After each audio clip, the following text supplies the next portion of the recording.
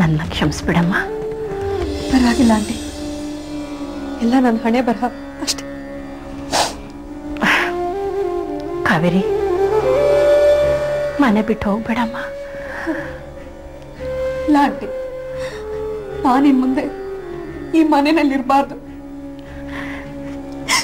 ನೋಡಮ್ಮ, ನೀನ್ ಮನೆ ಬಿಟ್ಟು ಹೋದ್ರೆ ವಿನಯನೂ ಈ ಮನೇಲಿರಲ್ಲ. ಪ್ಲೀಸ್, ನೀನ್ ಕೈ ಮುಗಿತೀನಿ.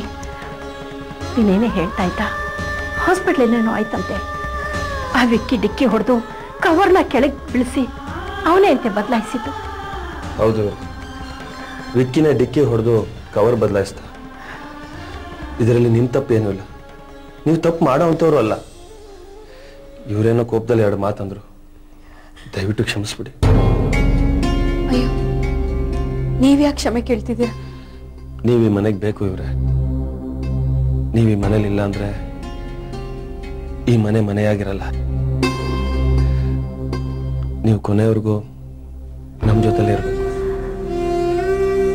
ಕಾವೇರಿ, ನನ್ನನ್ನು ನಿನ್ನ ತಾಯಿ ಅಂತ ತಿಳ್ಕೊಂಡು ಕ್ಷಮಿಸ್ಬಿಡಮ್ಮ.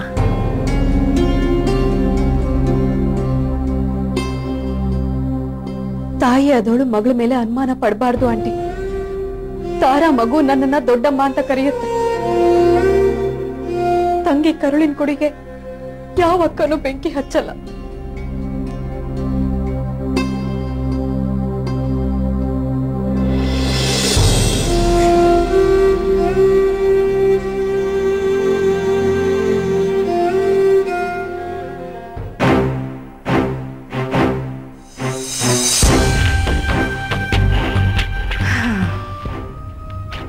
ಅವಳು ಯಾವ ತಪ್ಪು ಮಾಡಲಿಲ್ಲ, ಸರಿ, ನಾನು ಸಾರಿ ಕೇಳಿದೆ.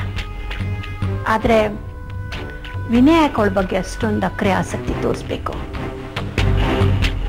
ಇವಳಿಲ್ಲಿದ್ರೆ ಯಾವತ್ತಿದ್ರೂ ಅಪಾಯ.